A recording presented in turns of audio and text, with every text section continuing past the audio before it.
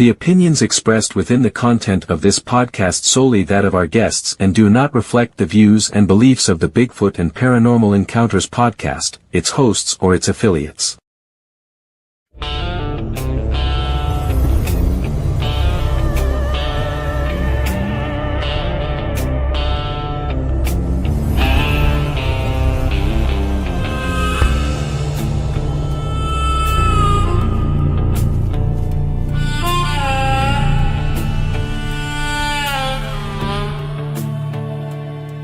The sun sinks low in the Allegheny Pines.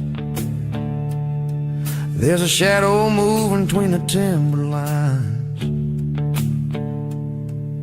The city folks are sleeping, but the woods are wide awake. And there's more than just a wind making the laurel shake. Down a dirt track road where the cell service dies sits a man with a mic and the truth in his eyes.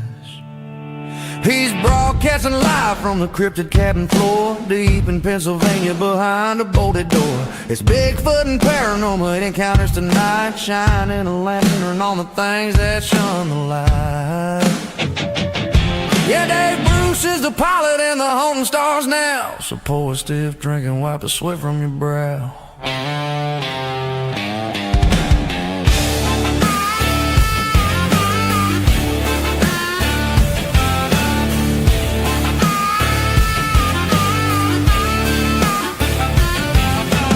Saturday night, 7 o'clock on the dot. The YouTube feed is humming and the tubes are getting hot. From the hair on a squatch to the ghost in the hall. If it's weird, if it's wild, yeah, Dave's heard it all. He ain't looking for fame, he ain't looking for gold. Just the stories that the world is too damn scared to be told. He's broadcasting live from the cryptid cabin floor, deep in Pennsylvania behind a bolted door. It's Bigfoot and Paranormal Encounters tonight, shining a lantern on the things that shun the light. Yeah, Dave Bruce is the pilot and the haunting stars now.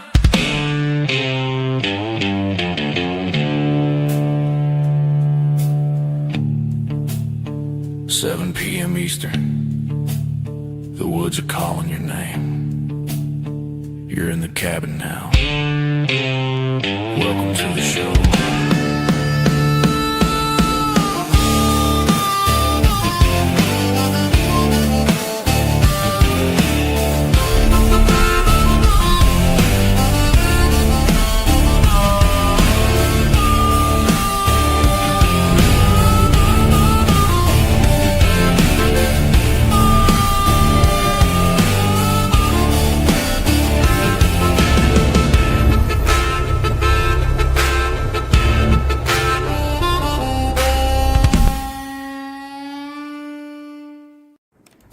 Bigfoot and Paranormal Encounters podcast with your hosts Dave Bruce, Karen Reynolds, and Billy Reynolds. Sit back and enjoy the show.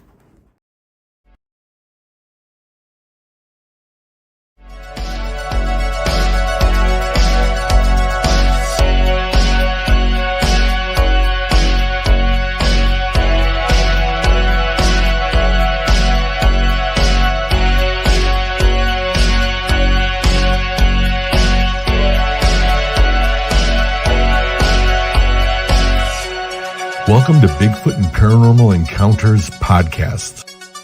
And now your host, Dave Weichert. Hi, everyone, and welcome to Bigfoot and Paranormal Encounters podcast. Tonight, we have two guests, and we're going to be talking to our first guest for the first hour. And in the second hour, we're going to bring on our second guest. So let me get my partners in here. Let me bring Billy and Karen in. Hello. Hi. There. Hi. How are you? How are you? I'm doing good. You want to go ahead and adjust the screen now, or? Yep. Okay. Good. There we go. There we go. All right, Karen, I'm going to let you throw your couple notes in there first, some announcements, and then we'll go ahead and we'll bring in our first guest. for the night. Okay. So I am excited to announce for Crafty Witch Soiree that we are doing another broom class August 2nd. It will be 10 a.m. Contact Crafty Witch Soiree. Follow us and like on Facebook. And then we are doing a witchy tea with our dance group, the Bay Witch Hexens. So we are doing the witchy tea on August 22nd, and it's going to be at 2 p.m. And it's going to be at Glendale Fire Station in Maryland. And it is a $20 donation to come to the witchy tea. We're also going to have Tracy Jones from Behind the Veil there. She's going to be doing some readings of her book, answering questions and signing some copies. And then we're also going to have Stacy. She is from the Temple of the Roses. She is a Omega Witch, and she is going to be doing Reiki and tarot cards there. And we're just going to have a great time. So I hope if anybody's in the area or they're interested, just go to Crafty Witch on Facebook and inquire about that, and we can get you set up with tickets. All right. I just want to give a quick shout out to some of my friends that I asked to be a guest tonight, but they're all at the Gettysburg Bash, and just want to give a shout out to them, and I hope they're all having fun. And I'm going to say I will see you there next year. Yes, we will definitely be there next year. So I'm kind of jealous of everybody that's there, but we're here with you, Dave. There you go. All right. So some of the upcoming guests that we're going to be having in the weeks to come. Let me do it this way. I hope I don't say his last name wrong. If I do, I can get spanked. All right. So on Saturday, August 1st, we're going to have from New Jersey, Tony DiGirolamo. Okay, he's a book author, and he writes books about the Pine Barrens. Oh, awesome! And I think Karen, you said were they children's books or?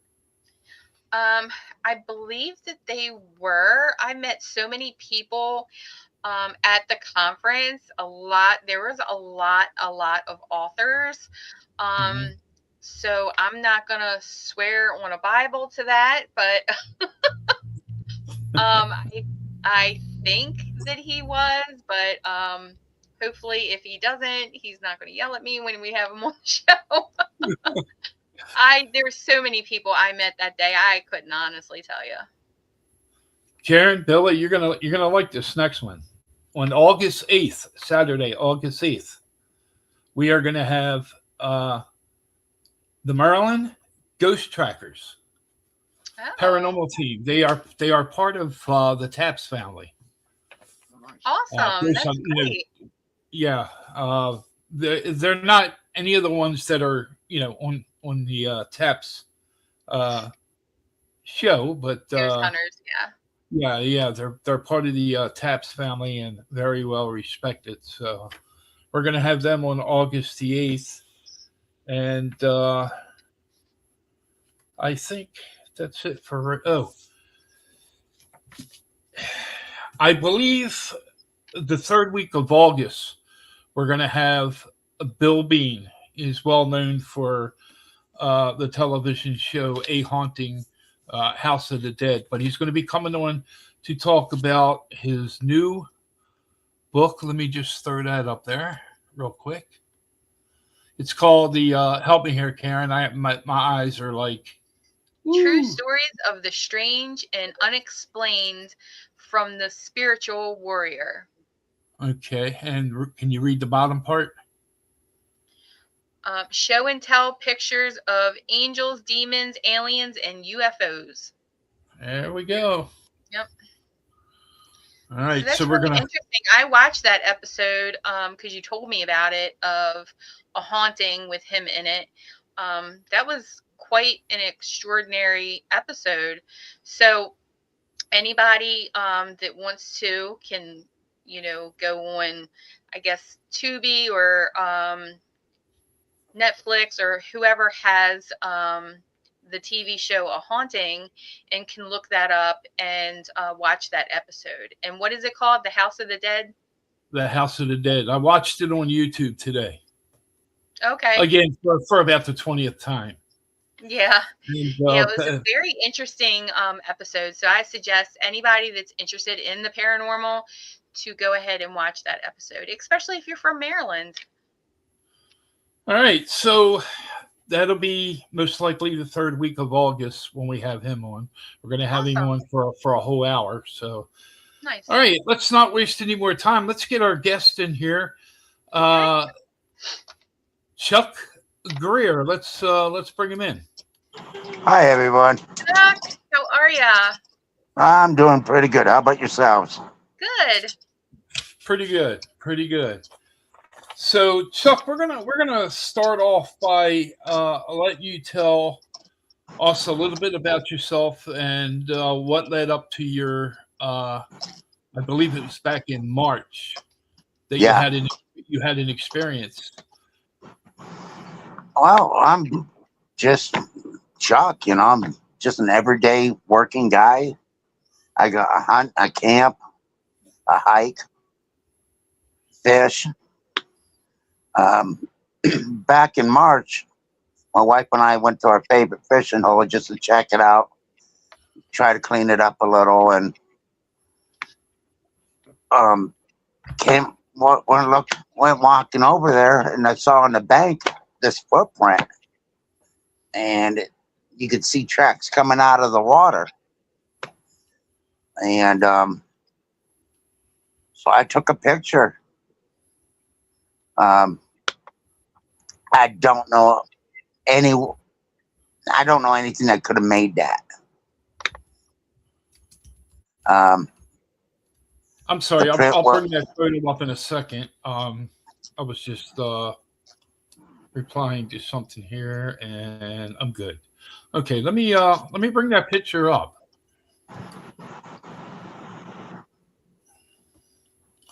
Tell us about this this photo you took. Well, it's at my favorite fishing hole, and you got the river there, and then there's a waterway that comes in between two banks, and it just happened to look over, and I saw this footprint. I wanted to get over and get it do a size comparison, but there's no way I could have got across there. I would have had to wade through 5 feet of water, and I'm not doing that at that time of year. But Right. it was at least between 14 to 16 inches long, about 4 to 5 inches wide, and it was like 4 inches deep. Wow. And the bank, and the way the bank, that bank, it was on the side of the bank. I didn't think to take other pictures. There's a tree on top of the bank, which it looked like something had grabbed a hold of it to pull it up. And I just don't know. I don't imagine a person could have got through to that. Yeah, it's really, really hard. See, I was able to blow the picture up and look at it a lot better. Here on StreamYard, it doesn't allow me to make it any larger than what I'm showing right now. So you said, I think you told me 5 toes? Yeah, you can see on the upper part where there's like impressions of toes. And you can see almost where the arch was. But, it was just amazing for me. Does it look to you like if it stepped up out of the water, into That's that what it tree. kind of looked like. It looked like it stepped out of the water and put its foot right there and then went up. But does it look like it slid any? A little. Okay. Karen? Billy? Have you had any other encounters? Well, back in the late 90s, my wife and I used to go fishing at the same spot. And we were hearing like branches breaking, like somebody hitting trees. But at the time, my wife and I never thought about Bigfoot, you know? Right. It was until years later, after we started watching the show Finding Bigfoot came out, that we stopped and looked, you know, there might have been something there. Mm-hmm. And then 2017, I went to South Fork. My buddy for my 50th birthday came up to me and said, "We're going to Ohio. We're going to go see the Grass Man." And it was we were there for a week, and it was an experience like, you know, you had paranormal going on. We saw shadow figures.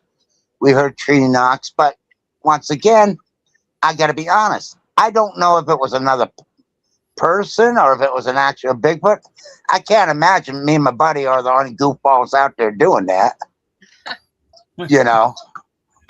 And Yeah. we had some calls, you know, did some calls, heard somebody replies, but once again, I don't know if it was a person. The one thing that did stand out is it was our very last night there. We went out into the woods about 20 minutes into the woods, and there was an area I wanted to go into, but you couldn't get into it because it was loaded with briars and really thick. And just before everything happened, I was looking at my buddy, and I said, what are we going to do if we actually run across one? You know? He goes, run. He goes, only thing I have to worry about is running faster than you. Now, mind you, I have COPD. Right. So I said, well, let's do a tree knock. And not too far into the woods, you got a knock. And then all of a sudden, I made a call. And then all of a sudden, I heard a whoa. And I mean, you could actually feel it in your chest. And then it sounded like a freight train was going through those woods. You could feel it in the ground. Wow. And you could hear branches breaking. You know, I'm a Pennsylvania country boy. I ran around in these woods. And I know what bears sound like. I know what deer sound like. I honestly believe it wasn't something on four legs. I turned around, looked at my buddy because I was scared. I said, run. Well, And go ahead, Dave. no, I was just going to say if it was me, and I, you know, see, here's what I do. When I don't have far to go. One of the places I go to is right out back of my cabin. There's Right. woodline. Okay, and that's, you know, Bigfoot's been spotted around here a number of times, you know, crossing the road from the woods over to a farm. And, you know, one of the funniest things that happened around here was a father and son coming from the firehouse. About 11 o'clock at night, a Bigfoot walked out in front of them crossing the road. And they were only 5 minutes within walking distance from Wawa. I'm thinking, where the hell was this Bigfoot going to get a coffee? You know, but here's what I do. When I go out in the woods, most of the times, depending on the mood I'm in, I mean, I'll walk around a little bit and I'll look for footprints and stuff like that. But most of my time, I sit in a chair, I get out my parabolic dish, I get out my audio recorder, I get out my night vision, and I just sit there because let me tell you this is what I've learned. Bigfoot is more curious than you are, okay? You don't have to go looking for him. He's going to come to you. if you listen to a lot of the reports, a lot of people were sitting around campfires or a cookout, whatnot, and they've had many experiences from the wood line. So I just open up a chair, I sit down, and that's pretty much where I stay. Now, as far as running, I'm not running. You can't outrun them. Well, it just scared that. And I wasn't expecting something like that. If you run, you're going to try. You're going to try. Yeah, I've heard reports of people hearing Bigfoots and stuff. And I didn't actually think I'd have this experience. I turned around, I looked at my buddy, I said, "Run." I took off for running, like my butt was on fire. And by the time I got done running, I was like 5 minutes from the truck. I had to wait 5 minutes for him to catch up.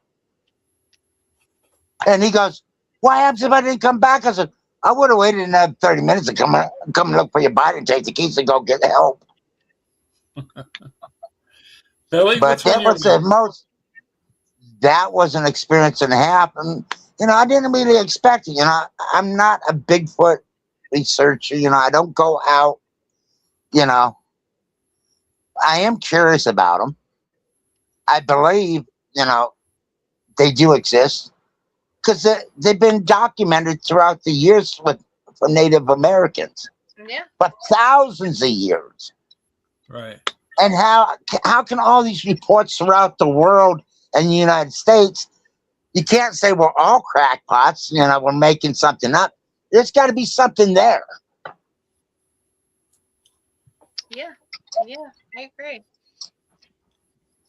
I've heard in our area, there's a campground called Heart's Content that they've had sightings up there. They've had calls, my wife, I'm trying to talk my wife into going with me, and she says, "Well, we can go," but she says, "I ain't getting out of the car." I don't blame her. But to come across that footprint, I held it for the longest time, and I'm like, well, what happens if I'm wrong? What happens if it's not a Bigfoot, print? Am I going to get made fun of? And this week I came across it again in my phone. So I went out, I think it was Fayette County Bigfoot on Facebook. I said, and I told him, I said, "Look, I have this photo. I don't know. I'm not sure. I think I know what it is, but if it's not, please somebody tell me." And my Facebook page just blew up. I was getting messages left and right, people wanting to know stuff, and a few of them were asking about the location. I'm like, I'm not telling you that. Number one, it's private property. Yeah. So. Yeah. And if there is, and I don't know what some people's intentions are. Everybody says, "Well, we need a body. We need a live one." I'm just worried that if they did catch a live one, what would they do to the poor creature? Because obviously they're intelligent to be able to evade as much as they do. Right. Yeah. I shouldn't say this, but I'm going to say it anyway. If anybody has a body already, it's the government. I'd have to agree with you on that one. I was going to get booted off. Great, Dave. Now you're going to have a helicopter and a car out front. Helicopters and black SUVs, and the internet's going to go down. There you go. Thanks. Well, there are certain military bases that when they have men on guard duty, they'll tell them, if you see something in the woods, do not engage. Do not, And so that's the government knowing that they do exist. Yeah. Yeah. Billy, what's on your mind, sir?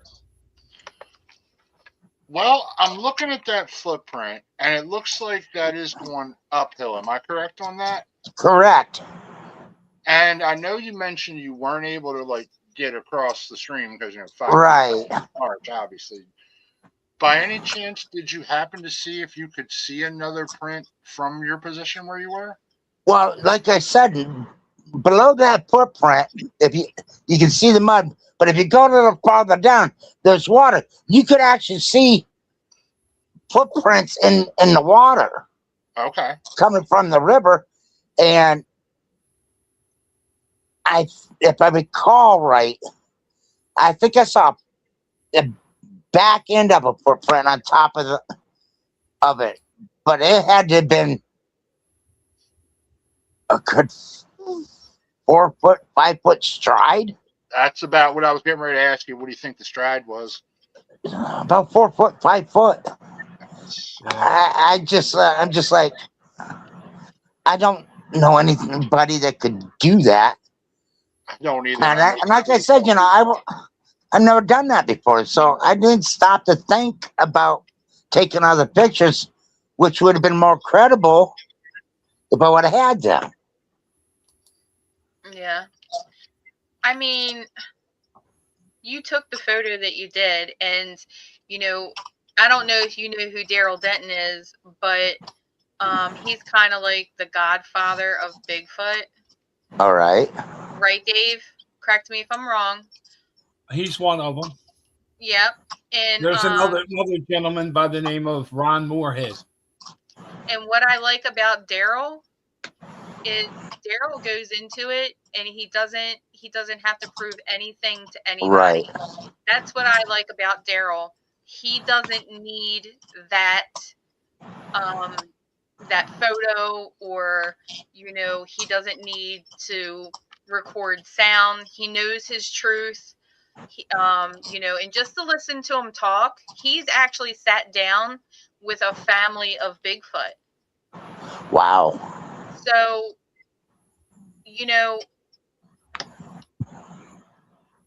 like you said, they are smart.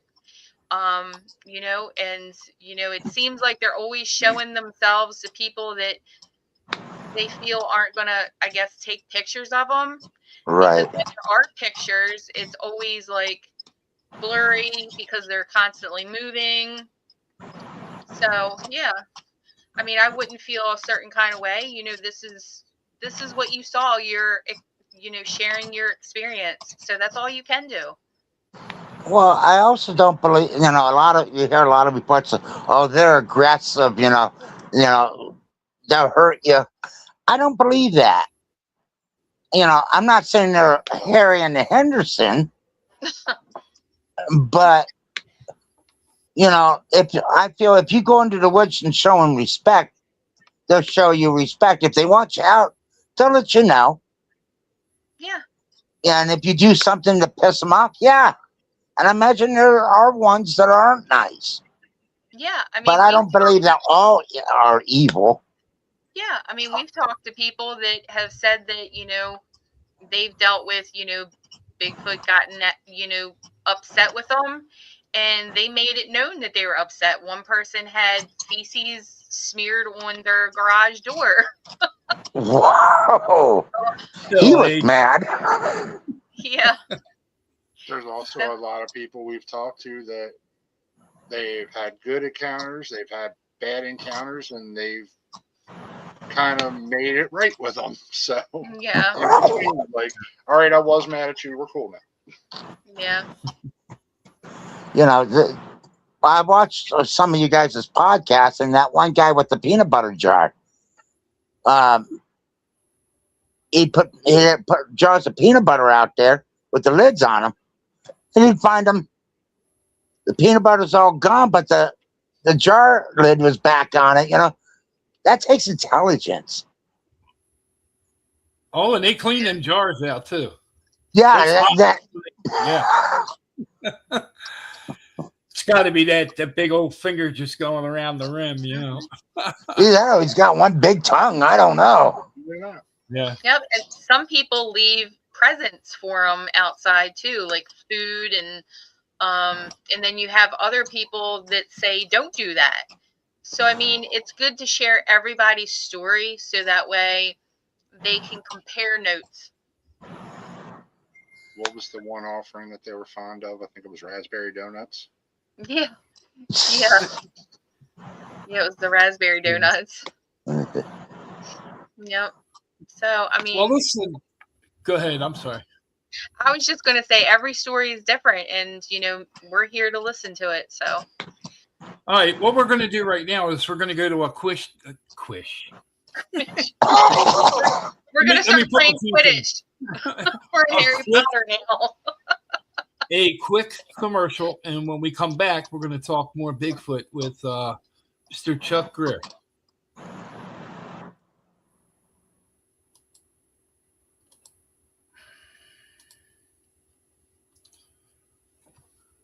Come on. Always fascinated by the unexplainable? Strange Knocks magazine is the go-to. Flip it open, and boom, mind-blowing mysteries. Zero fluff. Packed with eerie tales and uncanny stories that mess with your head in the best way. Perfect for those nights when Netflix just doesn't cut it. Once got so lost in a story, forgot the pizza in the oven. Check out strangenocks.com and let mystery knock back.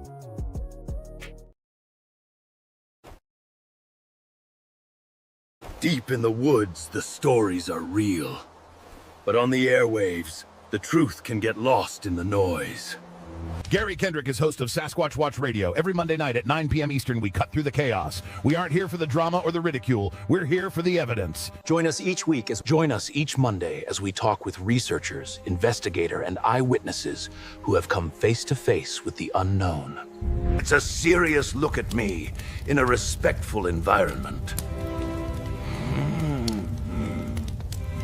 Find us on YouTube, Facebook, and Rumble. Subscribe today and visit us at squatchradio.com. Sasquatch Radio, the search for the truth starts here. Just click on that SWR logo on the lower right-hand corner of your screen to subscribe.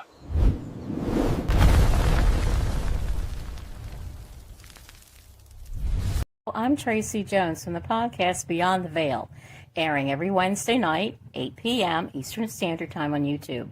Listen, you have a question or a comment, or there's something about the paranormal you want to know, but you don't have anybody to talk to, you can talk to me. I'll handle any question you got. Just type in the search engine the @ symbol, Tracy Jones, TRACEY JONES K4F. So, @ Tracy Jones K4F. Tune in. I'd love to see you there.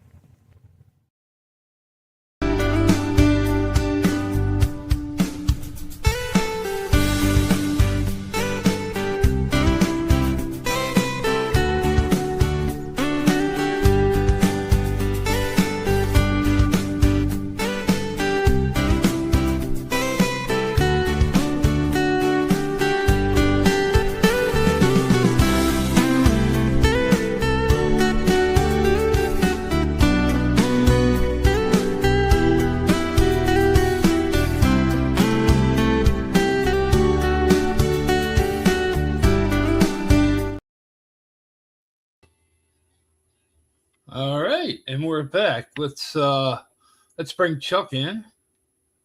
Okay. All right, what's going on here? I'm trying to scroll, and there we go. There we are. You broke it. I'm good at that.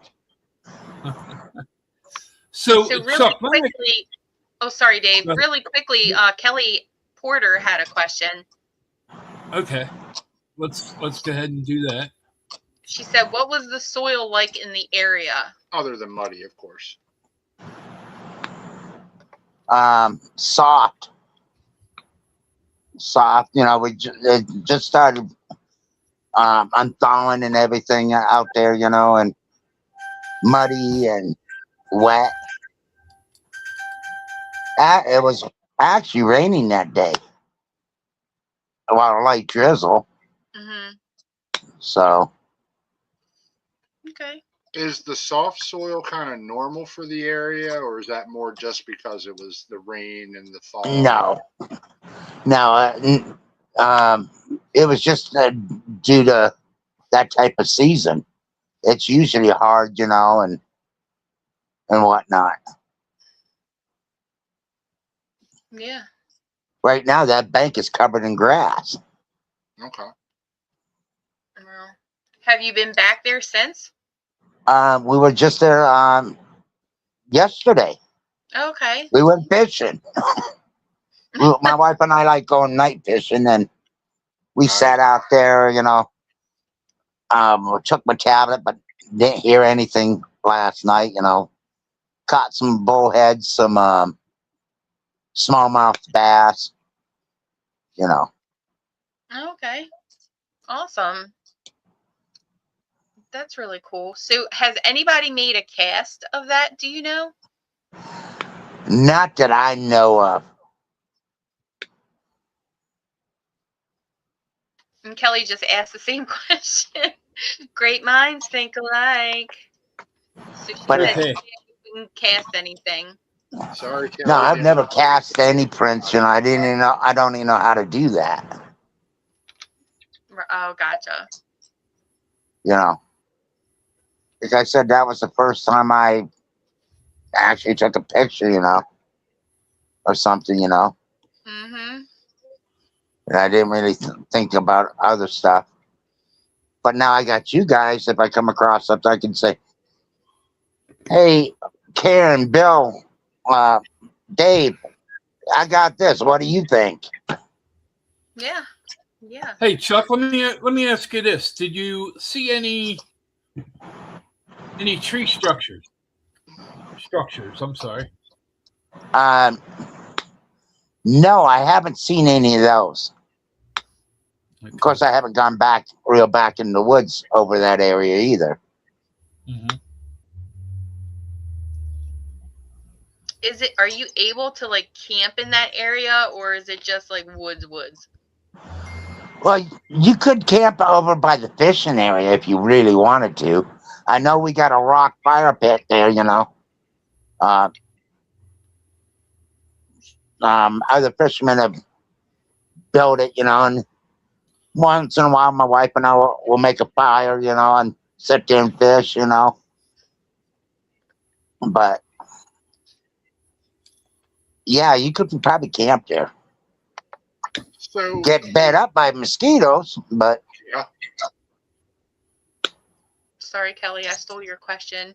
So since you were night fishing, what was the night nature sounds like? Were they pretty much normal? yeah, last night they were. But there's been nights my wife and I will be fishing. You'll hear the crickets and the frogs and normal sounds, and all of a sudden it just gets deathly quiet. Right. Well, I don't really pay attention, But then my wife would be like, "Why don't we just go?" It's like you get a feeling like, all right, you're not wanted here. Leave. Nothing's ever bad ever happened to us. Nothing's ever been thrown at us or anything like that. But I believe there's something there.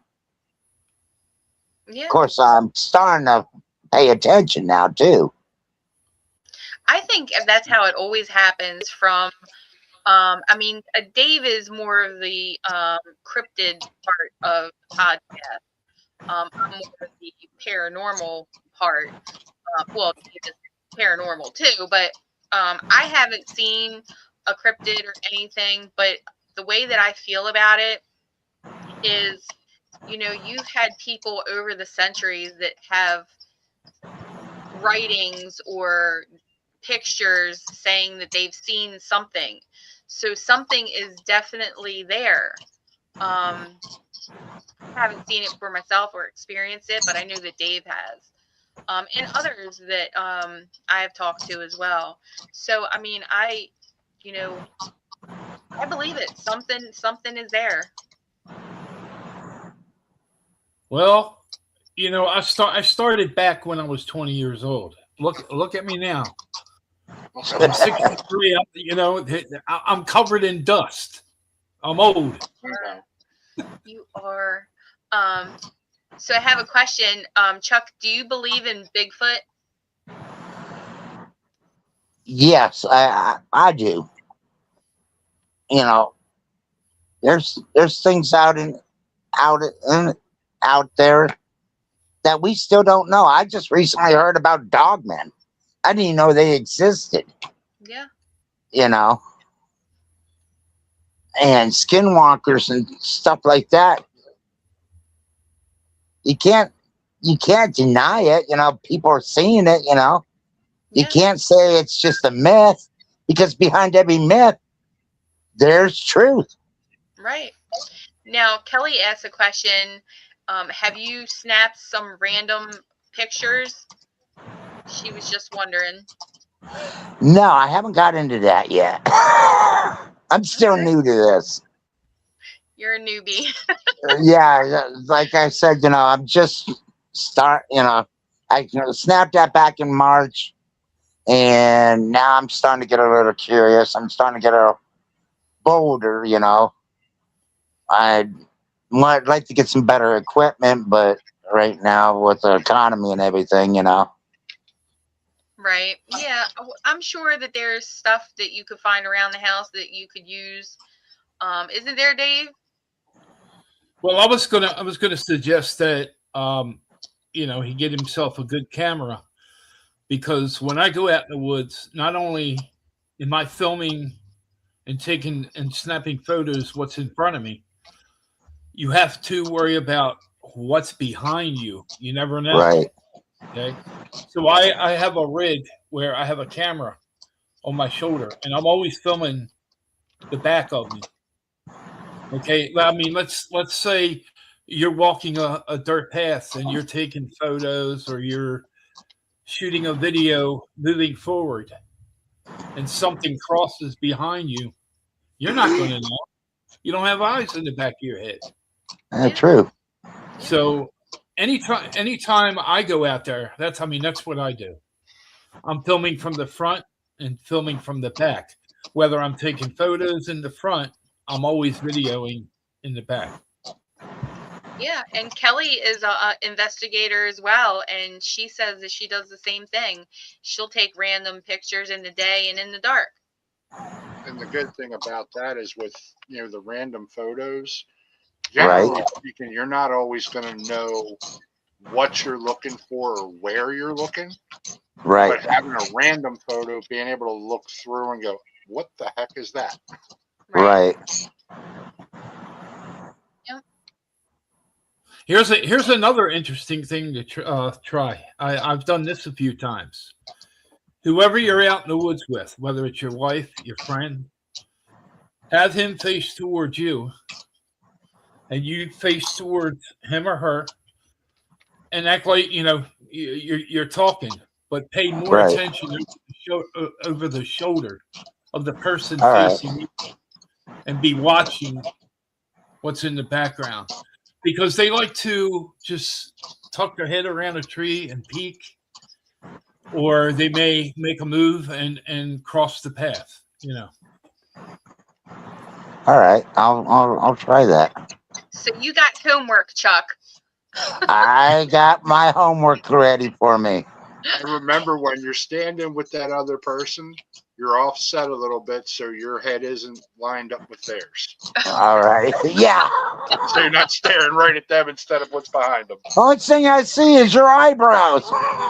You need to shave.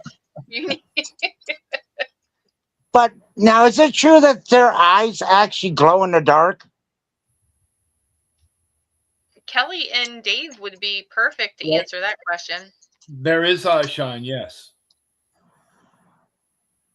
Okay.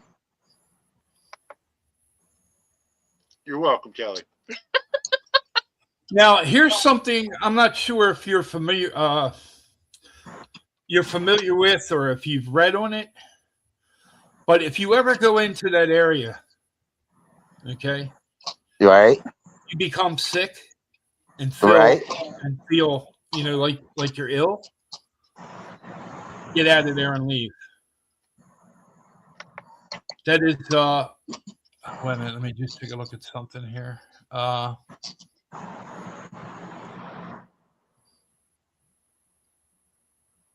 Okay.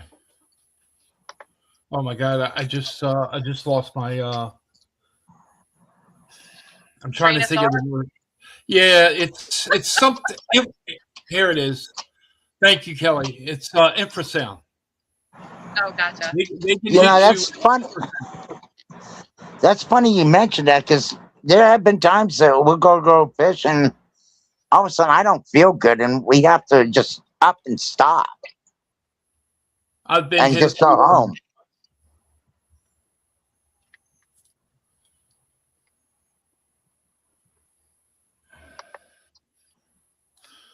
Okay, let me check on something here. Billy, Karen. Okay, I'm gonna. All right, so all right, Chuck's going to be on for 15 more minutes, but what I'm going to go ahead and do is I'm going to bring in Mr. Tim Dills. Okay. Okay. Hey guys. Hi, Hey, Tim. Tim. How's it going, Tim? You got everybody doing okay? Yes, Yep. Everybody doing Good. okay? How are you doing, you redheaded stepchild? Not bad for a redheaded stepchild. You know how that goes. Right? Well, blame it on the redheaded stepchild. Hey, Tim, he knows what I'm talking about. I do. Yeah. I want to share something with you. This is a footprint that Chuck took a photo of. I don't know if you saw it earlier, but Oh, that's a good one. You can see the metatarsal break and the toe slide and the whole 9 yards. That's a good find. Oh, thank you. This one he says was coming out of the water. Yeah. Mm-hmm.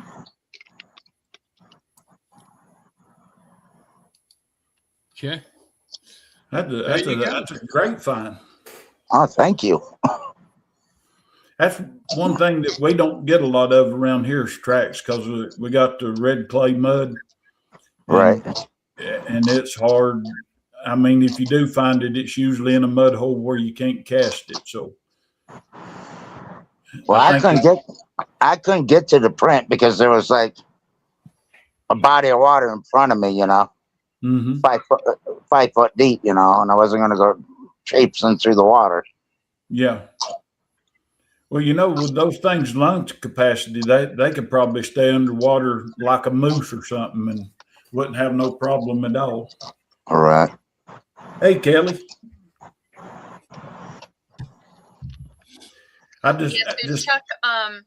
Chuck is new to all of this, and he was a little apprehensive to share the photo. So just giving you a little backstory, Tim. So yeah, I've had that photo since March. Yeah, he's a little apprehensive to share it because he was afraid of the ridicule that he might get.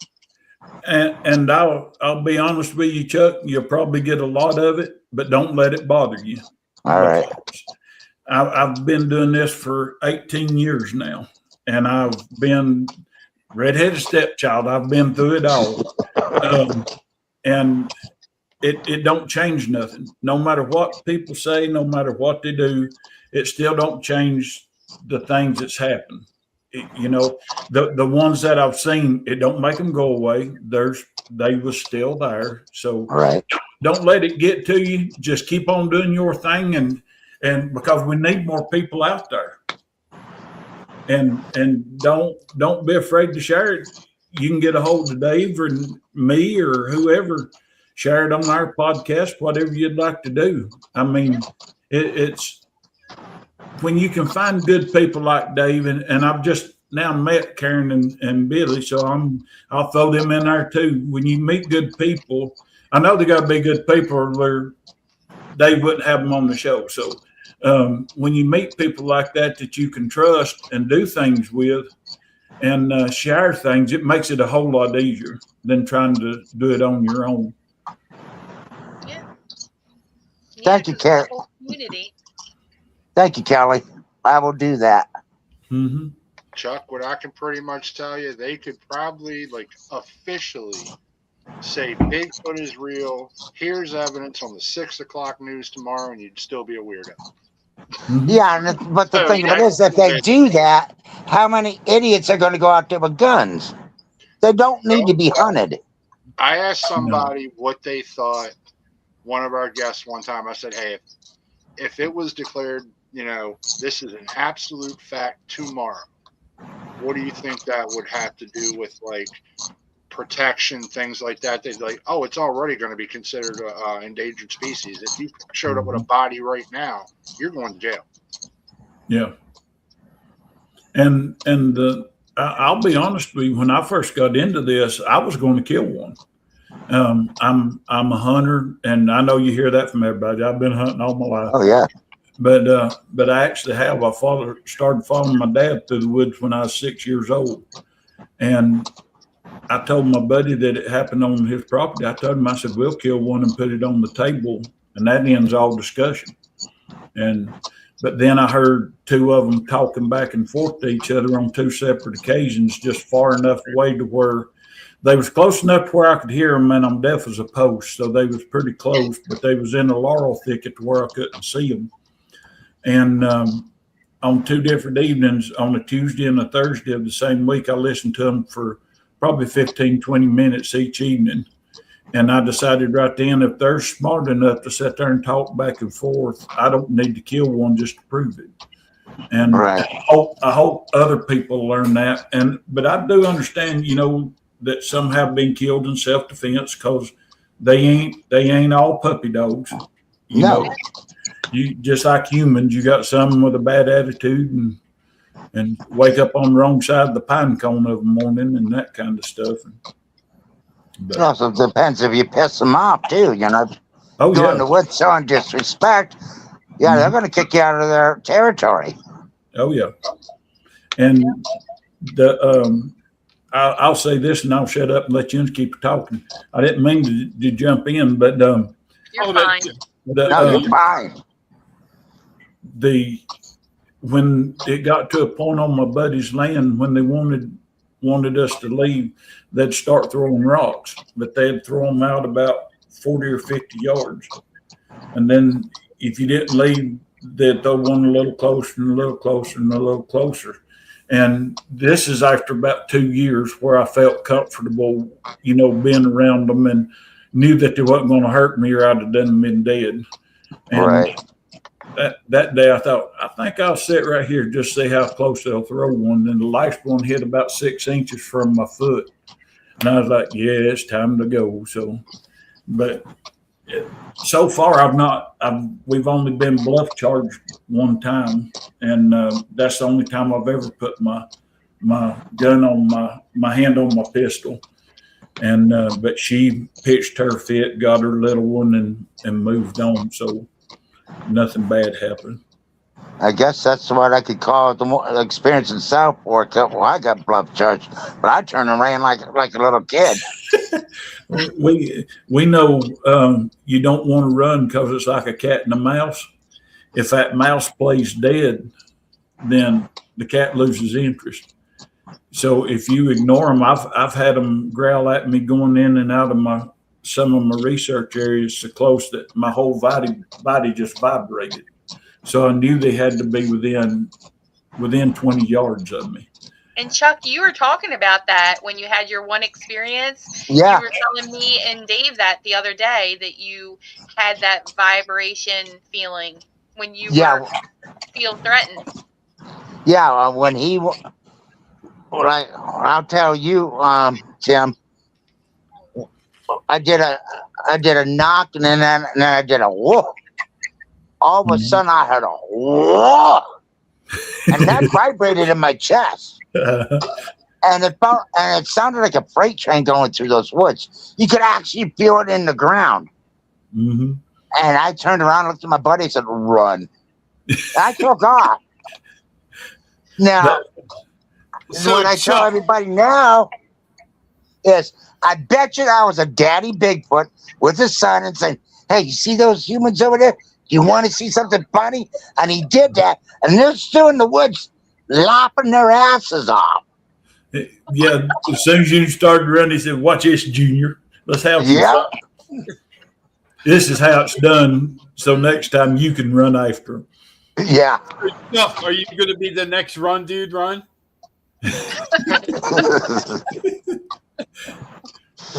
But Like that, my buddy, right before this all happened, my buddy says, I only have to run faster than you. I got COPD. Yeah. Well, guess who had to wait for his buddy 5 minutes, to catch up? That's always how it happens. That's what I told my buddies when we got bluff charged. When we talk about it, I tell everybody I put my hand on my pistol in case I had to shoot one of them in the foot and take off running. But I imagine if it was a Bigfoot, if he wanted to catch us, he could have caught us easily. And there's not a damn thing. And you're not going to fight him. No. You're at their mercy. You can kill them. I mean, a gun will bring them down, but you're going to have to hit probably in the face, or you're going to have a big gun. I carry a 10 millimeter, and about the only thing I get to shoot with it's snakes. But you can bring them down. But the only thing is, for the one that you're watching, there's probably 2 or 3 more that's watching you that you ain't even seen yet. I was just going to say that. That's one thing that we learn real quick. And if you notice, they'll throw a rock maybe over on your left-hand side to where you turn and look to your left. Well, when you do, usually there's one on the right moving to get in position to where he can watch. And then once you get past it, and if they need to, they'll distract you again so nothing can go. I mean, it's like a cat and mouse. It honestly is. And that is the hardest thing. And I still have trouble with it because when I hear something, I want to look and see what it is. And it's hard to hear a rock coming through the tops of the trees at you and not look at it. But that's the reason it's good to have other people with you, because then they can, when you hear something, each person look in opposite directions. Hey, Tim, how's George doing? He's doing good. His hand's healing up slowly but surely. He had a second surgery on it, and so it's starting to heal up some. And he's George. He ain't gonna give up. He'll kick it or die trying. And but he's doing good. He was on the show. He had to miss one night, the night that he had his surgery, but by the following, that was on the Tuesday, and by Thursday he was back on the show and everything. So he's doing good. He is. I just want to thank you all for your advice that you've given me. I'm going to take that to heart and use it. So I appreciate everything you guys have done. Just don't give up. I'm not planning on it. I'm really curious now. It seems like it's one of those things that when it happens, it either gets you curious to go into where you want to know more, or you don't never want to go to the woods again. You can't keep me out of the woods. I love the woods. That the only thing keeps me out. The other day we was going into my research area, and we ran up on about a 4.5, 5 foot timber rattler. And the girl with me, Miss Rachel, she about stepped on it. So we didn't have snake chaps on. We turned around and left. So that's the only time I've left the woods. They can have them snakes. Here in North Carolina, you ain't supposed to kill them. Copperheads and rattlesnakes, you ain't supposed to kill. Ain't supposed to. No, I relocated it. Part over here and part over there. But I didn't mean to jump in and just get to run in my mouth. No, you're fine. You're fine. I actually think that it's good because, like I said, Chuck is new to this, and I'm nervous. Discouraged, and he didn't know if he wanted to share his photo or his experience because he didn't want to be ridiculed or made fun of. And then he did post his picture, and then all these people have been just bombarding him with wanting to know where the location is. Mm-hmm. All these unnecessary questions, in my opinion. Yeah. So, I mean, as a real researcher, I would think that people would want to actually sit down and talk with him instead of, you know, jumping to, well, where's it at? Where's the location? I need to go check it out myself. You know, why not talk to Chuck first? Yeah. You know, the footprint's not there anymore, you know, so. But either way, Chuck, treat that like it is. You don't tell people about your favorite fishing hole. Yeah. Yeah. And I actually messed up and did that. I mentioned on a couple of my videos where I was at because my buddy that I got started in this with and his private property, he passed away. So I don't have rights to go onto the property down. So all of mine is on public game land. So I accidentally said the wrong thing, and this guy that follows me that I grew up with, next thing I know, I'm going in and his cameras are hanging in there. Oh. And I was like, well, you know, that I'm like there ain't nothing I can do. It's public land. But since then we have learned to keep it quiet if we go wherever we go. And but yeah, they'll bombard you, and we honestly started to give that place up and move on. And I went back. Our Forest Service gates in North Carolina close on January the 1st. So there's no getting in there. And I went to get my stuff. And when I did, we have audio recorders that will record for 2 weeks. And then we have to change the batteries and cards in them and everything. And I went in to get them before they shut the gates. And the Bigfoot had ripped the end off my recorder off the.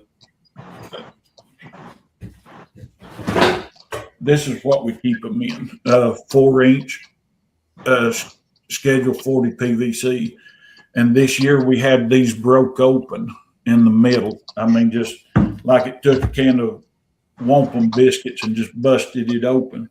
And wow, pretty serious. We went. I went in to get it before the gates closed, and they pulled this off the end of it that had screws in it into the PVC. And also on audio, I got recordings of it taking the end off. This is the end that I open up and put my audio recorder and stuff down in.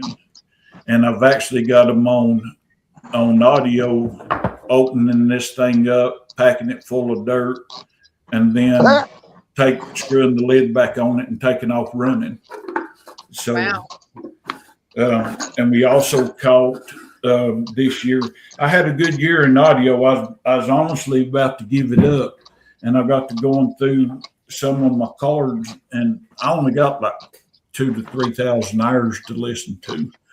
And because I go to sleep, the katydids get to hollering and the crickets get to chirping, and I wake up and it's been an hour and 45 minutes, and I have to back it up and listen to it all again. But we actually got on 2 different days, 2 of them fighting. And man, you talk about tearing the world down. It's unbelievable. Wow. And the one sounds like they actually come right over top of my audio recorder. And the first fight went on for about 15 minutes. And the second one was about 5 or 6 minutes, somewhere around in there. But both of them started out with a big yell. And I don't put stuff out until I check it. And I've checked it with any kind of, we don't have grizzly bears, so there wasn't no use for me checking grizzly bears. But I couldn't find any kind of black bear audio that was even close to it.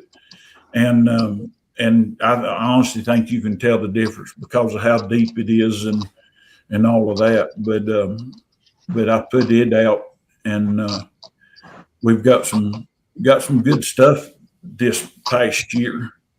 And I don't know about where you guys are, but they're bad to come in to our trail cameras. And I don't know what you call the trigger eye on the trail camera. I know it's not the IR, because IR is what lights up for it to take the picture. But that little thing in there about the size of a pencil head, that the eye that trips it for it to take the picture, we had 4 of those busted out this year. Nothing else done to the camera except walked up and busted out. So we got real smart. We thought, okay, we'll outsmart them, and you ain't going to outsmart them. I don't care. Yeah, I don't care who you are. Solomon in the Bible, as wise as he was, I don't think he could have outsmarted them. But we've come up with this bright idea. Oh, there's Miss Tracy. Hey, Miss Tracy. I love Miss Tracy. She's my sister.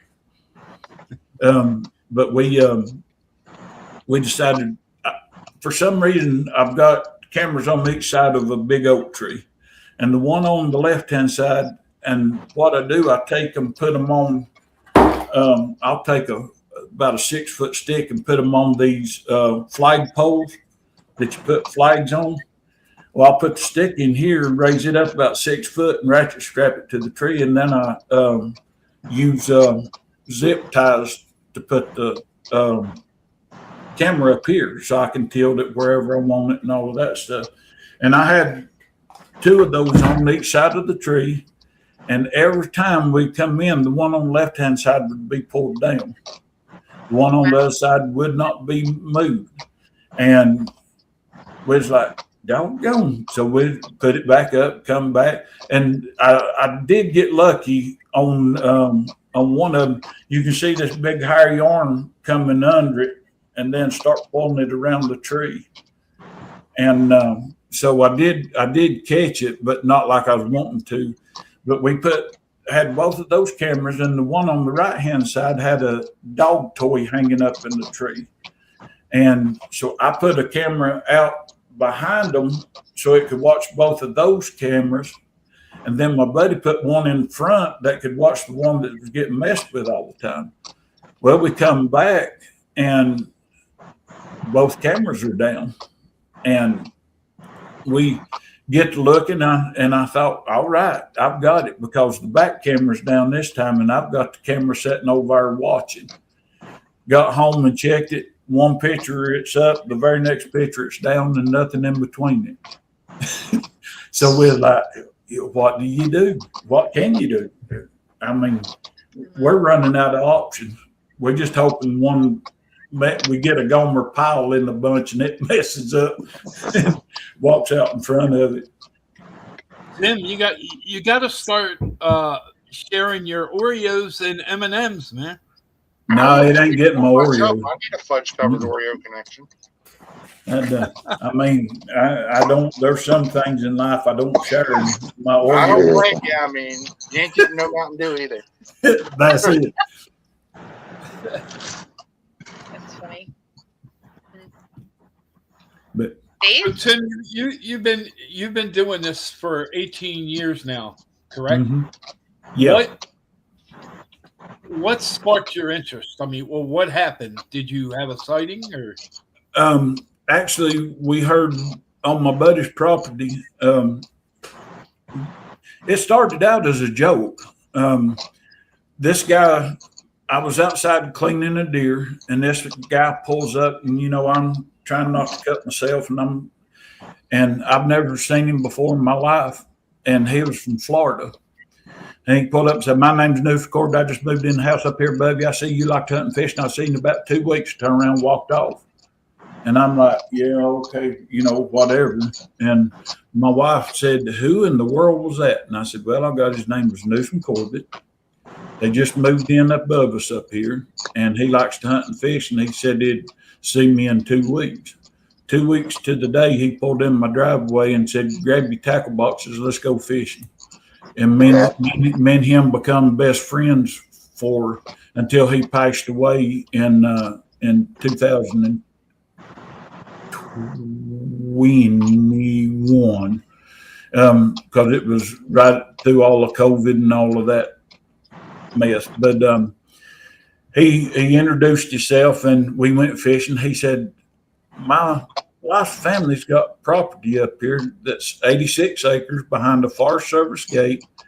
Why don't we work together and put feeders up and all that stuff, and we'll use that for hunting land? And I told him, I said, man, that's fine with me.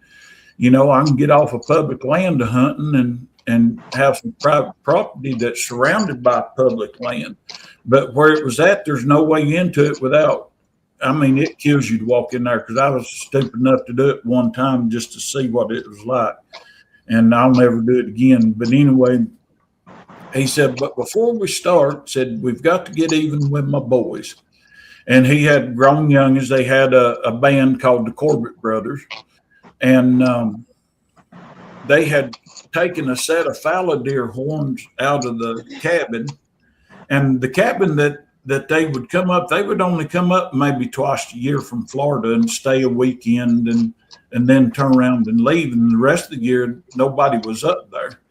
And they took a set of fallow deer horns out, and this was back in 2008 when they still had the 35 millimeter trail cameras.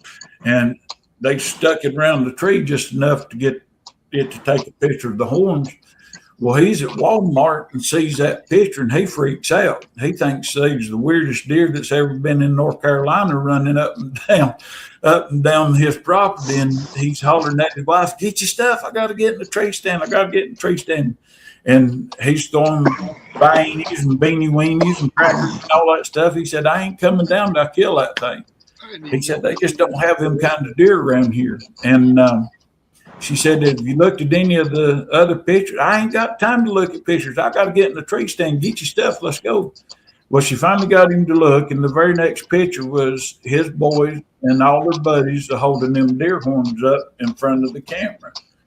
And he said, we've got to get even with him. And I told him, I said, okay, I know what we'll do. Back in the 70s, my dad and one of his friends come across up here during deer season. Is in December with snow on the ground. They come across some tracks that was probably 16, 18 inches long, barefooted. And back then, they didn't think nothing about it being a Bigfoot. You know, they just thought some idiot was walking the Appalachian Trail and got off and was, you know, headed into town or something. And we didn't think nothing about it being a Bigfoot. And I told him about those tracks. I said, I've got some boards at the house. I'll make us some cutouts look like footprints, and we'll make them think there's a Bigfoot up here. And he said, yeah. So I did. I cut them about 16 inches long and took my Dremel and rounded the toes on them and all of that stuff. And we went, they had played the night before. So we went up there, and while they was sleeping it off the next morning, and we broke limbs, and I took those shoes and made some tracks in the mud and all of this stuff. And just, we didn't even know nothing about Bigfoot's even being there. And so we're making up all this stuff, and we sneaked back out, and he said, they'll call me around 12, 1 o'clock wanting to shoot guns up at the meadow. And I told him, I said, I can't be here, because if I'll start laughing, because I can't hide it. And he said, that ain't no problem. So he took them, and they walked right by it. I mean, the prettiest track I've ever seen, and well, the only ones I've ever made. But it was, to me, it was like, how could you miss that track? And they walked right by it. And luckily he was in the back, and he said, yeah, you ain't going to get me again. And they said, what, Dad? And he said, this track right here, you got me with the deer horns, but you ain't going to get me with this track. And what track? And they walked back. Oh, Lord, Dad, we've got Bigfoots on the property. And they started freaking out. We got to go to Walmart and get every camera we can. Do you know they'll pay millions of dollars for proof of Bigfoot? And we've got them on the property. And I mean, they took it hook, line, and sinker. And they told her dad, said, we're going to cancel the show tonight, and we're going to stay in the woods, and we're going to get pictures. And he said, no, you give the man your word, and you're going to honor your word. You're going to do your show. Well, he went to the show with him. I snuck back up there to get my boots, because I carried the pair to walk out just in case we run into them. And I snuck back up there and got the ones that had the feet on them. And I turned chairs over in the yard and threw clothes around, and it looked like a tornado had come through there. And they called him about 3 o'clock in the morning. Dad, Bigfoot's been back, and he's saying in your face, he throwed our clothes on the house, and there's chairs out in the yard. He just made a mess. And so the next morning, their bass player said, I've not known your daddy that long. He said, but that sounds something like he would do. But Dad was with us. There ain't no way Daddy could have done it. And he said, well, you might want to ask him. So they called their dad, and their mom answered the phone and said, Mama, is Daddy Bigfoot? And she said, here, you talk to him. And Dad, you Bigfoot? And he said, that payback's really fainted fellas. And so everybody got a big laugh, ha ha. Well, after that, we started having encounters. And nobody wanted to believe us because we'd just got through pulling the joke on them about Bigfoot's being up there. And now we're trying to convince them that they really are Bigfoots up there. We started getting the very first encounter. He had on his property, there's 2 creeks come together and form one. And the one on the left-hand side of the cabin is just a little branch that runs from where the reservoir overflows and that kind of stuff. And the hog, there's a big old hog. I finally killed it. It's about 350 pounds, was coming in and rooting the yard up. And he said, we need to get that hog killed before it does any more damage. And I told him, I said, well, I'll bring my crossbow. That way you've been surrounded by Forest Service. We don't have to shoot a gun or nothing like that. And we'll kill the hog and get it out of the way. And so we got up in the top bedroom loft and took the screen off, lifted the window up, and we're sitting there, and 3 raccoons come out into the yard. And they're out there maybe 5-10 minutes, and they run back into that little branch.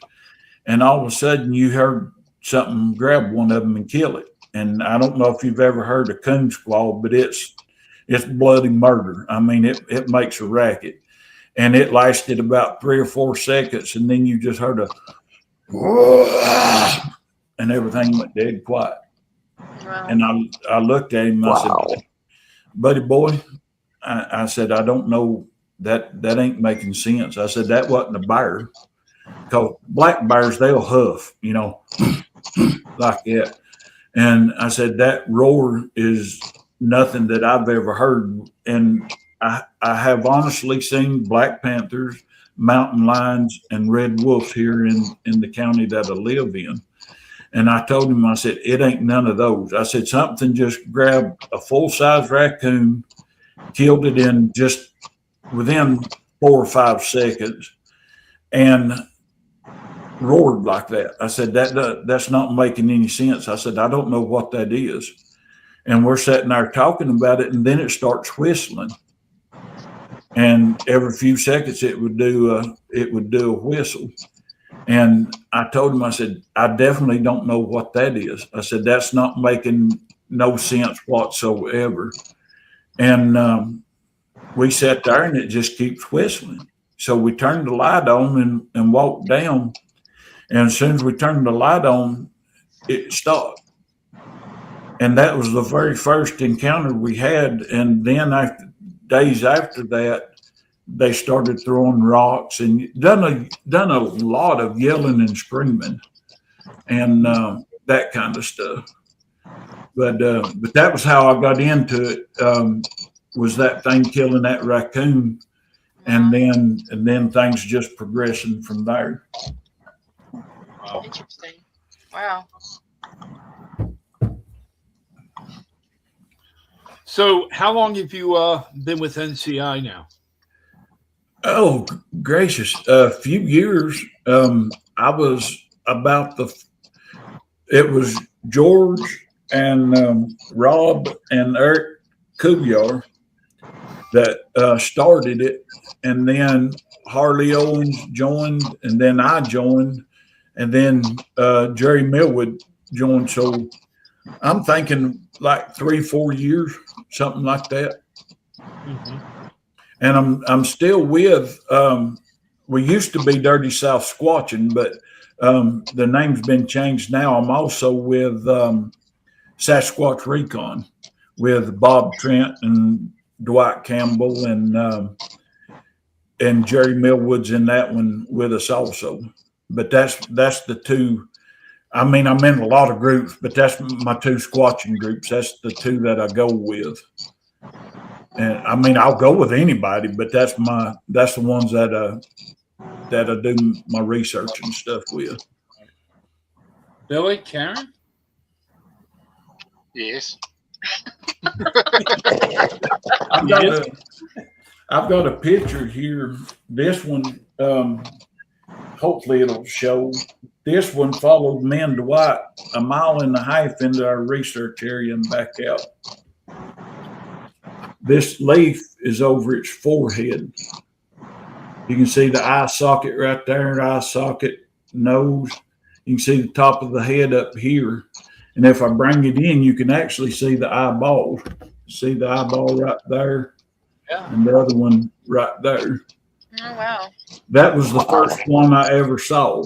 And we was going into our research area, and this one was about 7.5 foot tall. We were going in, and it was in the spring of the year that they just had, when they close their gates off, they open them back on the first day of April. So it was in April, and we was going in, things hadn't got green yet. And we're walking in, and we smell it. And as soon as we smelled it, we stopped and talked about how we could smell it. And was actually videoing it. And we're standing there talking about smelling it, and something moves up in the clear cut. And I told my buddy Dwight, I said, something's moving in that clear cut. And it's just the typical, no birds, no squirrels, nothing, everything's dead quiet. And we keep talking. In just a few minutes, I tell him again, I said, something is moving in that clear cut. And luckily, he took his camera and zoomed in and panned around. And when he got home and went through the footage, he found it. And we went back and done a recreation where it was at. There's a big old berm of dirt in that clear cut. There's also some old mica mines right there. And that thing was behind that berm of dirt. And the point of the woods it was on, it could watch us come in from the time we got out of the truck, it could watch us. And then once we come around the point that it was on, it started following us, paralleling us up to our research area and all the way back to within about 70 yards of the truck. And this is one of the times, and we'd thought it before, but this one's the one that proved that the smell they do is not constant. It's like a skunk. They can do it when they want to. And the reason we say that is because we've had it happen enough, those things paralleling you. And when you first encounter them, they smell. Well, the wind don't change directions. They stay upwind of you to where the wind's coming from them to you, but you don't smell it no more. We didn't smell it no more the rest of that day, even though it followed us all the way in and all the way back out. That one time when we got the closest to it is the only time we smelled it. Hmm.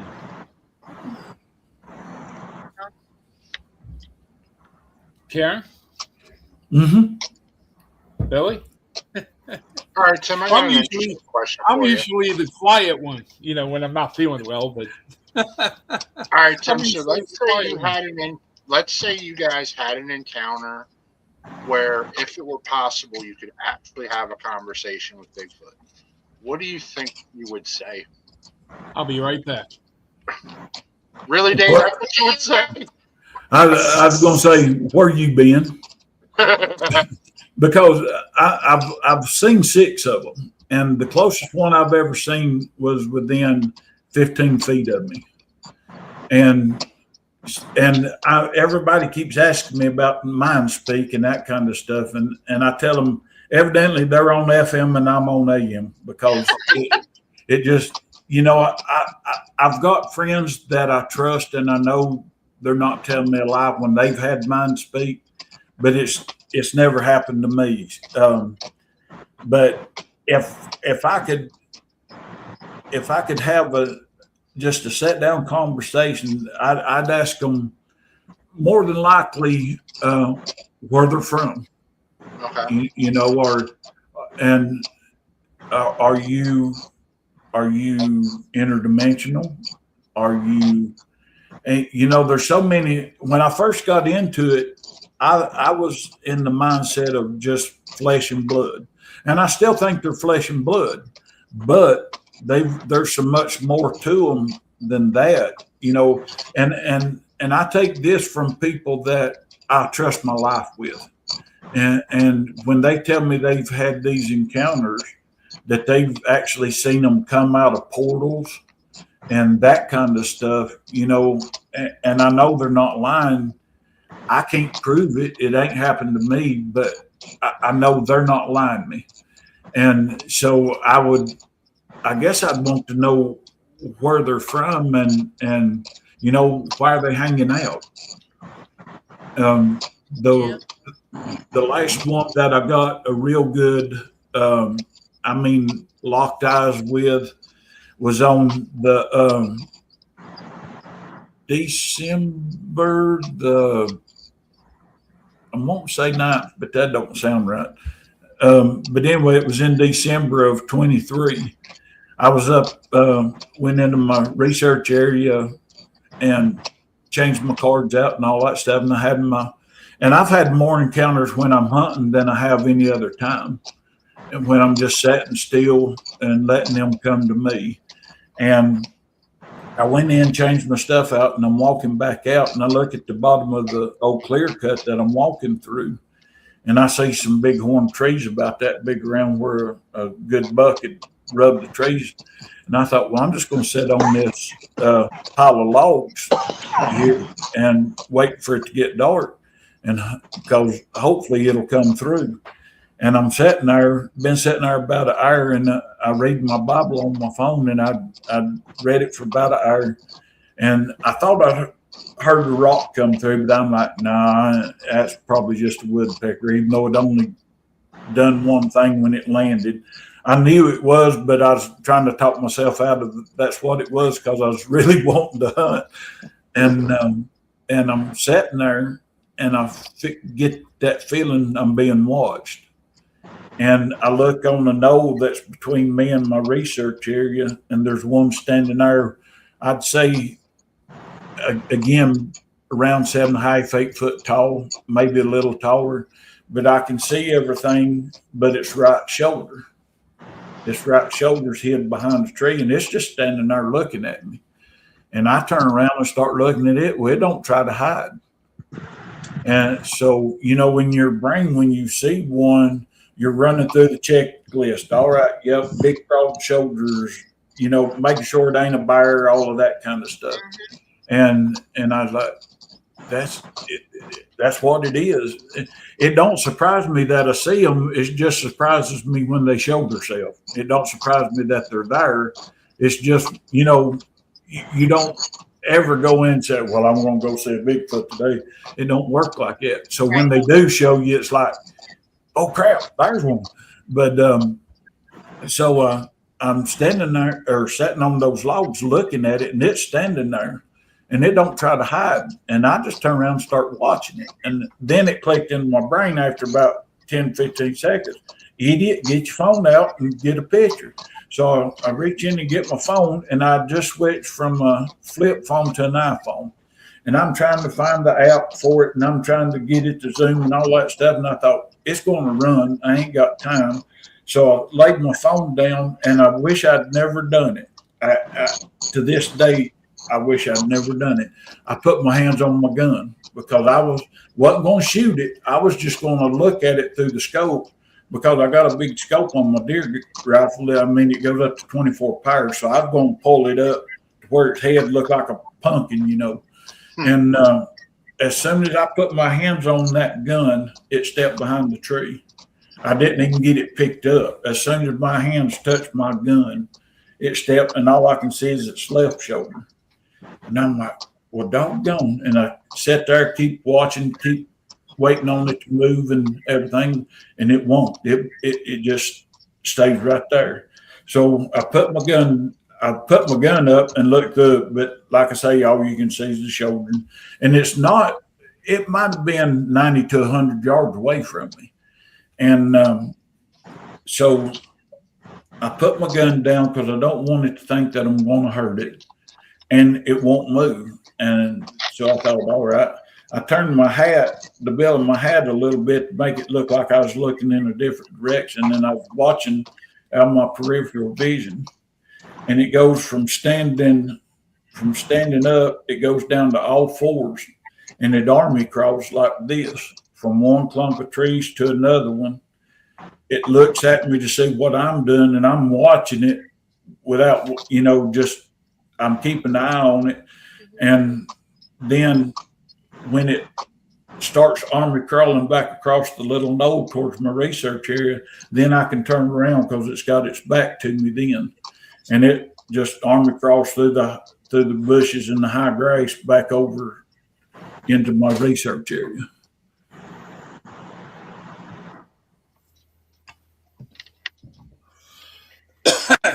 Chuck, do you have a question for Jen? No, it's fascinating from what I'm hearing. I'm just in awe. I'm going to throw this one at him. Your best peanut butter incident. My best peanut butter incident? Yeah.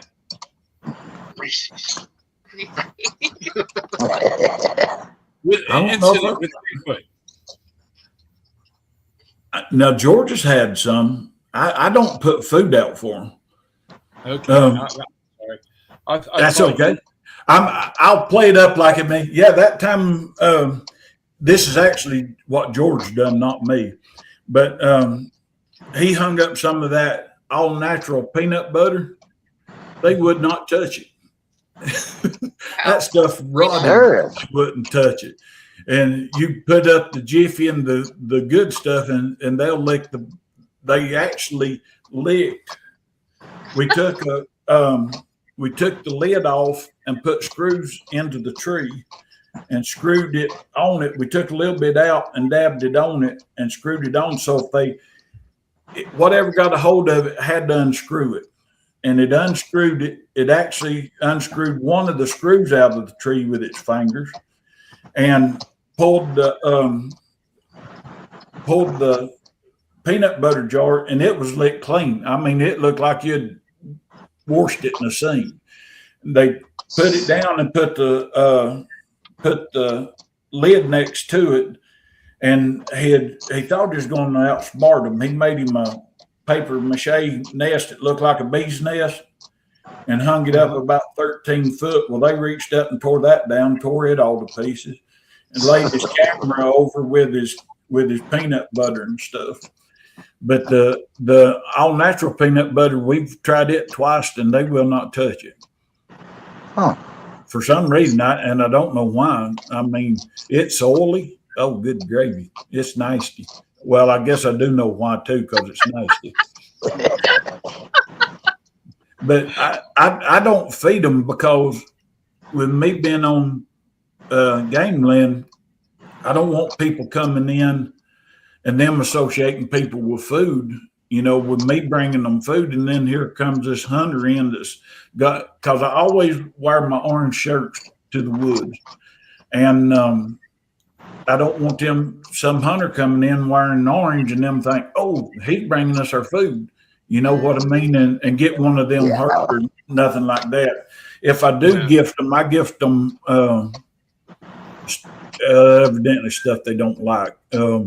I got one of them old rubber chickens that you squawk. And I took that thing in, and I was going to put it by my audio recorder. So if they squeezed it, it would pick it up. But I got in and they'd packed my audio recorder full of mud and got it wet. So I had to take it out and take it to the house. And I left the chicken there. We come back and they'd bit a hole in the chicken and throwed it down so it wouldn't squawk. And I thought, okay, that ain't no problem. We'll do it again. And I actually got this on video. You can't see what done it, but I put some little round squeaky toys out about that big, and little dog toys.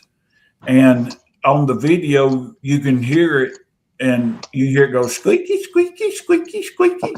And then up on the video, up towards the top, you can see something. I honestly think it's eye shine because it's silver looking.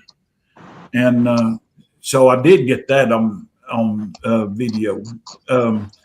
The one thing that they did seem to like, I took in a ball that when it bounces, lights go off on it, and that's the kind of stuff I put out. I don't put food and that kind of stuff. Well, let me rephrase it. Excuse me. Let me rephrase that. I put one apple out because I set it right against my trail camera. I thought I'm going to outsmart them, and I'll set that camera, and as soon as they move that apple, it's going to get a picture.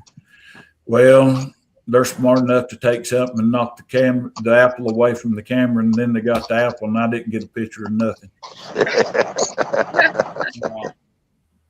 This ain't no joke. For about the first 2 years, I kept saying, them stupid things this, them stupid things that, because on my buddy's property, every time we would go in, we was having to clean our trails out, going to our deer stands and stuff. And I'm talking pine tops that big around just broke off and drove down in the ground, and stuff was having to take fire saws in to cut up. I've got a picture of a white oak limb about that big around that they wrung off and carried it, leaves, acorns, the whole 9 yards, and put it across the trail. And we ain't found the tree that thing come from yet. We have no idea where it come from. So I was like, them stupid things. But after about 2 years, I decided I was the stupid one of the bunch, because everything we do, they outsmart us anyway. Right. Wow. And you was talking about the wood knock that you done, Chuck. I took my dad up there, and funny now, the place where him and his buddy saw those tracks back in the 70s, that's actually one of my best research areas. And I took him up there, and I told him, I said, no, we don't call, because you don't know what you're saying, and last thing I want to do is tick one off.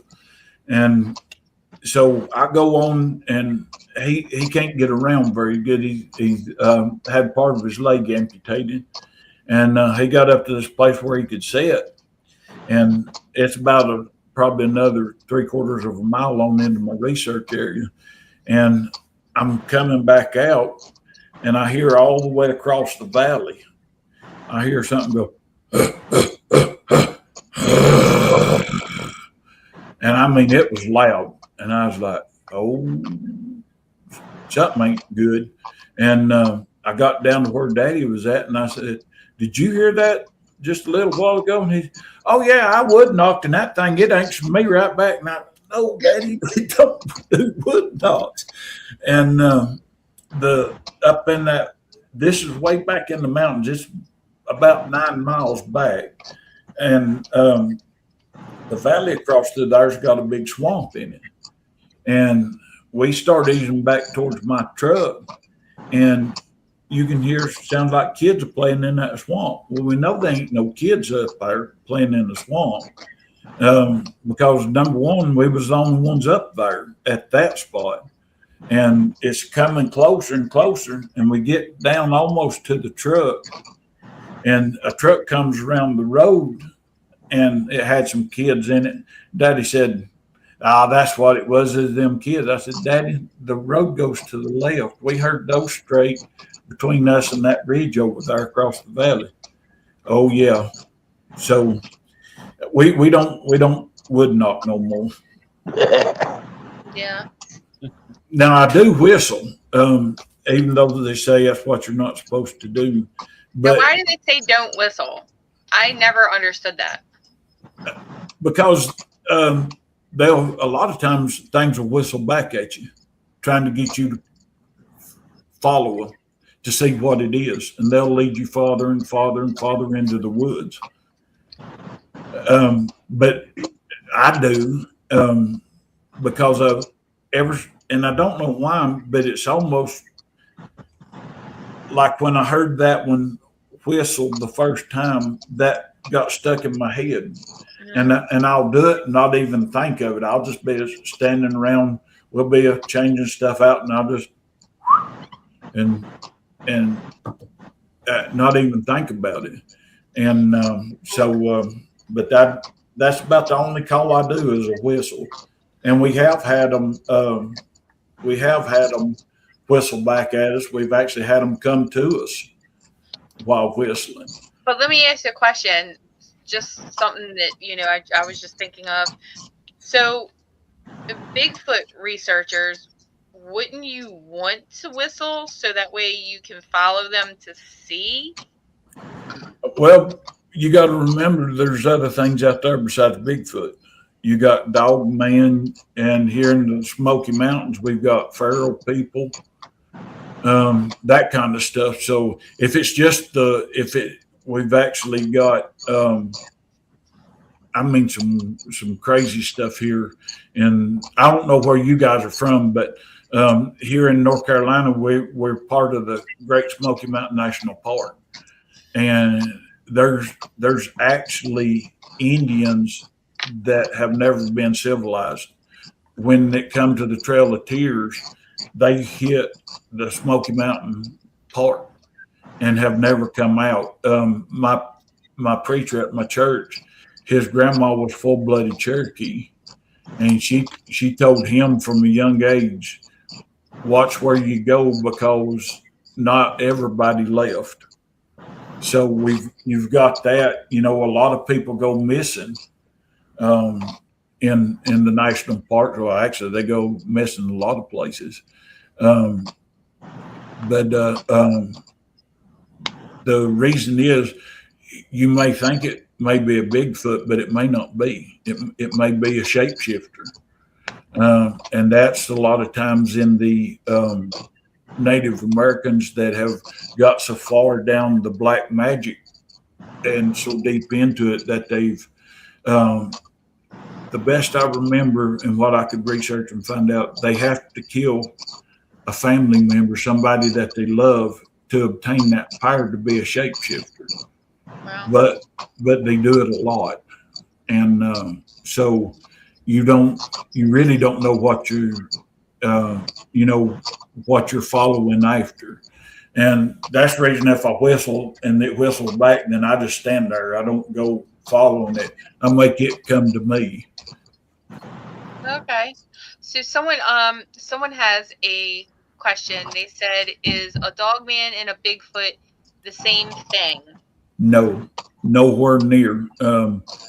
In my honest opinion, a dog man is something that you don't want to run up on because they're more aggressive, aren't they? A lot more aggressive. And but now we have actually cast dog man tracks. I'll see if I can find the picture. Wow.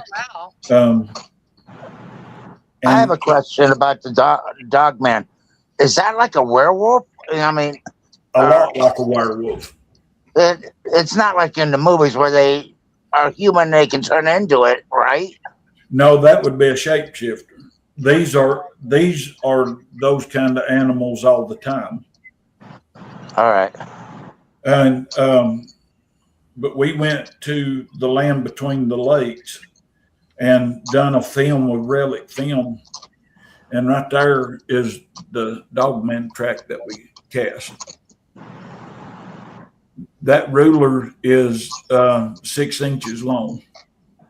Oh, okay. I see it, like a big paw print.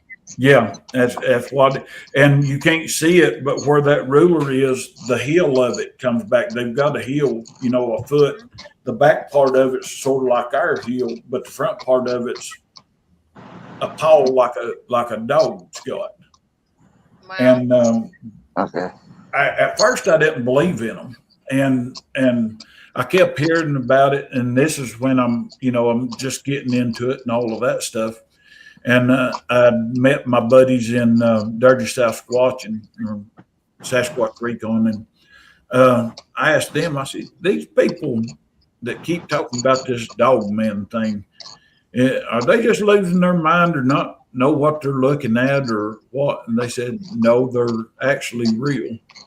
And said, we've actually run into them. And my buddy Bob Trent had one following him, but every time he'd turn around and try to get his picture, it would hide. So he done like he was doing a selfie, and he held the camera up a little bit, and you could see the claw behind him wrapping around a tree, and the fingers come down to a point in the claws. And the dog man was actually following him. And that's when I found out that they're actually real. In October last year, we went and done the South Carolina Bigfoot Festival, and I had Brian Boom Boom Sawyer, Rob Beffler, and Brian's girlfriend with me, and we was going to go squatching into the area where we got bluff charged, and we was tired afterwards. We thought, man, we ain't going all the way home and get our stuff. And I told him, I said, well, where we got bluff charged ain't but about 80 yards from the truck. We can run up there right quick and show you. And it won't take us 15 minutes. So we get up there and we get behind the Forest Service gate, and there's a tree across the road. And not a big one, about that big around. But we go up and look where it come from. It's 10 feet from where it had been snapped off from. And it laid across the road with vines and stuff woven all through it. So we documented that. And Rob's on the phone with his wife and in the truck. We give him a flashlight and told him, whenever you get through talking, just come on around the road. Because it was time of year where the leaves was down some and you could see and all of that. So we going around the road, and we come across this 14-inch track, and we didn't know it at the time, but Brian filmed some eye shine up in a tree. But I'd hunted in there a lot, and I told him, I said, well, that may not be, that may be house lights. And so we didn't say nothing about that. We started back around, and Rob starts around the road to us, and I holler at him. I said, come on around. We're going to walk around the road a little more. Oh, I forgot to tell you, when we first got there, and me and Brian and his girlfriend steps out of my truck, we get two yells off to our left. So we've got, and I was tickled to death, because there ain't nothing worse than taking somebody to a spot where you've had encounters and nothing happens. So I was tickled to death that, that we got the yells. And then we go on around and find the tracks. And later I went back, and what Brian thought was einshine was actually eyeshine. So, but Rob's coming around the road, and I holler at him and say, come on, because we're going to ease around the road. And he said, we ain't got nothing for him. And we're all like, ain't got nothing for what? And you just have to know Rob. He cuts up a lot and all that stuff. And we get out of the road where we had where we got bluff charged, and Rob's coming around to us, and we told him, said, we're going to walk around the road just a little more. He said, we ain't got nothing for him. And we said, we ain't got nothing for what? He said, that dog man. He was coming around, and where I parked my truck, there's a little ridge right there above it, probably 15 foot high, maybe somewhere around in there. And so Rob was coming around, and this thing come from the right hand side and made a noise. And Rob turned around and shined his flashlight on it, and he said it was about a 6.5 foot dog man. He seen its size, got a good look at it, and it takes off running. And we're like, well, if dog man's in here, we might as well ease back towards the truck. And so we start back towards the truck, and I've never seen the eye shine. And like I was saying earlier, all my encounters had been of a day. And we're walking back to the truck, and I look on that ridge above my truck, and there's two big orange eyes shining about that big. And I'm like a kid in a candy store. I'm tickled to death because everybody always asks me, "Have you seen the eye shine?" No, I've not seen it. Well, now I can tell them that I have, and I was like, "Yeah, we got eye shining," and I mean nothing shining on them. They're just glowing. And so I take my headlamp and I shine at it, and it turns its head. And I'd move my light, and it would turn its head, and you could see the eyes turning and the head turning back around because it wasn't maybe 50 yards from us. But every time I'd get my light just right in its size, it would turn its head until I moved my light, and then it would turn around. So we're standing there looking at that. We've got the dogman, which is now on our left because we're going back to the truck. Where we heard the two yells come from, we've got something coming up through the pine thicket, breaking sticks and all of that stuff. Now we've got one between us and the vehicle. And we're like, yeah, it's probably time we ease on out of here. So we get to going, and on the ridge behind the truck, we hear one trying to mimic an owl. And we're having a ball. I mean, I ain't going to say that we wasn't just a little bit paranoid, because we ain't got no kind of defense at all other than hit them in the head with a flashlight. And but that one, I know the layout of the land enough. I've hunted in there enough to where that it come down to where it could see us and see my truck. And when it seen, because I was out calling back to it, and it was answering me and coming closer. And then once it got to where it could see my truck and stuff, it quit. So we hopped in the truck and eased down the road to a pull-off place, probably 300-400 yards away. And we pull over and roll the windows down. Well, where we just left, it sounds like dogs barking, but there's no houses around anywhere. And it was two different ones, because one of them would do a high-pitched bark, and the other one would do a low pitch. And the one that done the low pitch, on the third, it would always do 3 barks. And on the third one, when it do it, it'd go, oh. So you knew it wasn't dogs, and we knew there wasn't dogs up there. But we was like, okay, now what are we going to do? So Rob says, hang on just a second. And he gets out to the back of the truck and does a big whoop, and they shut up just like that. Wow. Just like he was saying, all right, they're gone. And but that's the closest I've been to a dog man. We honestly think it was coming out of the woods and up into the road, going to get in behind us and trail us. And then it didn't, because Rob was like 20 minutes behind us. So it didn't know Rob was coming, and then him and Rob sort of run into each other. Wow. Interesting. Wow.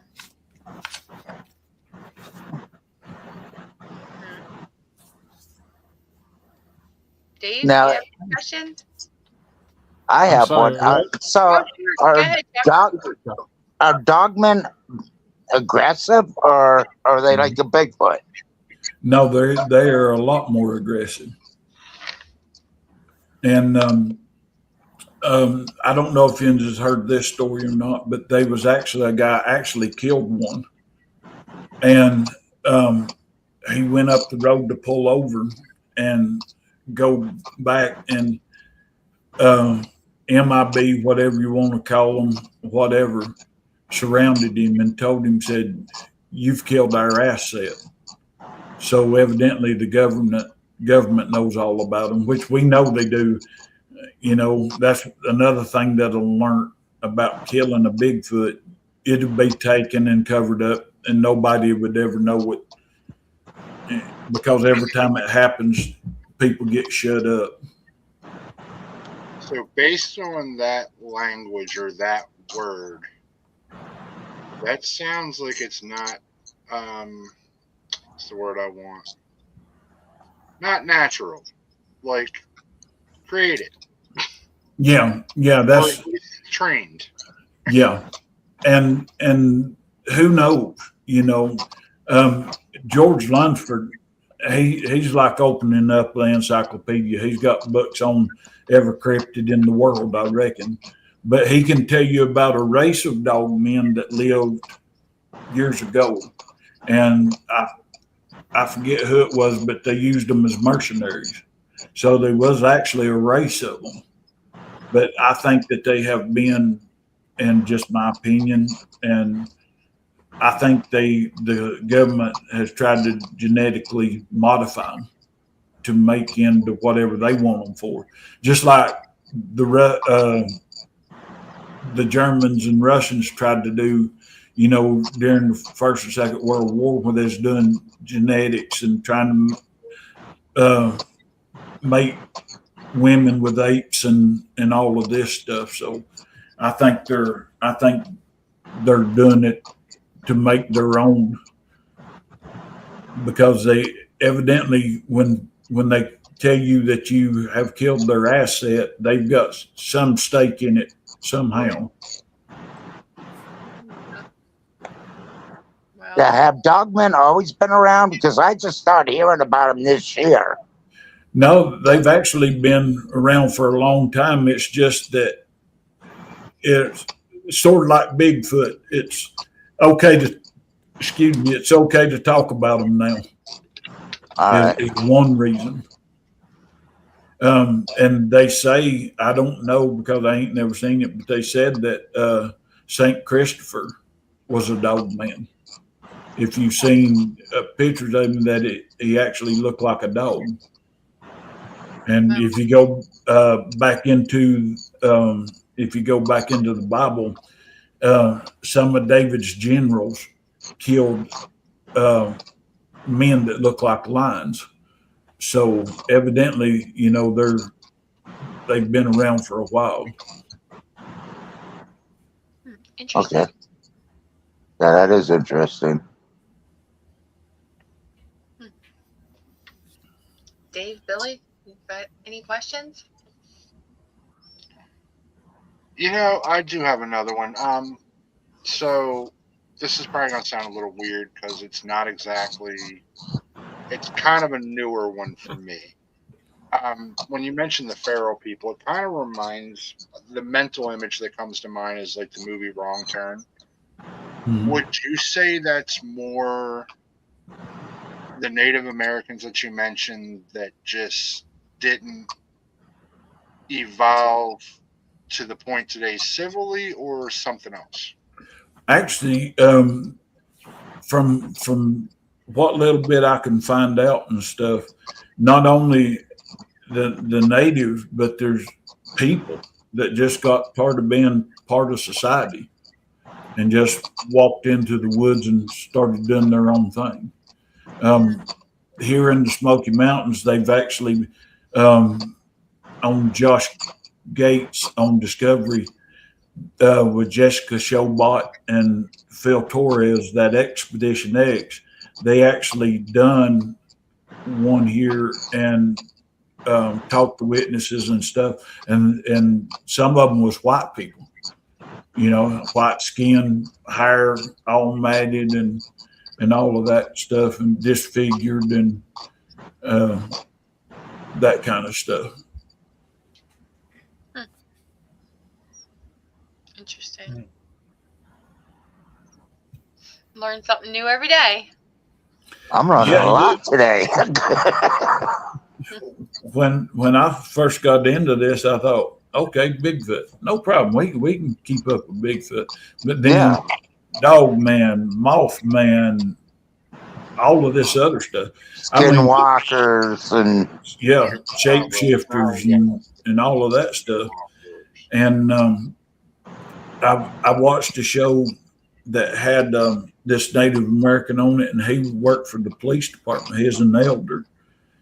And him and one of his friends, their job was to hunt down the skinwalkers and shapeshifters, because once they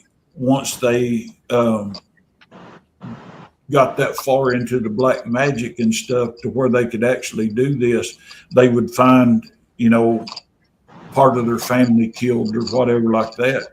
And he said that they've actually shot coyotes that's turned back into people. So it's real, as far out there as it seems. It's real.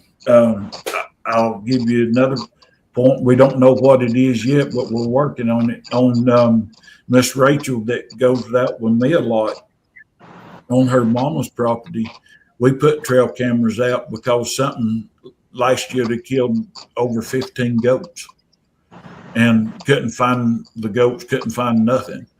And our trail cameras, we would put them up and we would come back and the card would be popped out, popped out to where it wouldn't take pictures, not out of the camera, but just wasn't mashed in. And we get home and look at it and it's got us walking away. Well, something had to mash that without opening that door up, because if that opened the door up, then it would have caught the movement and took a picture or video of it.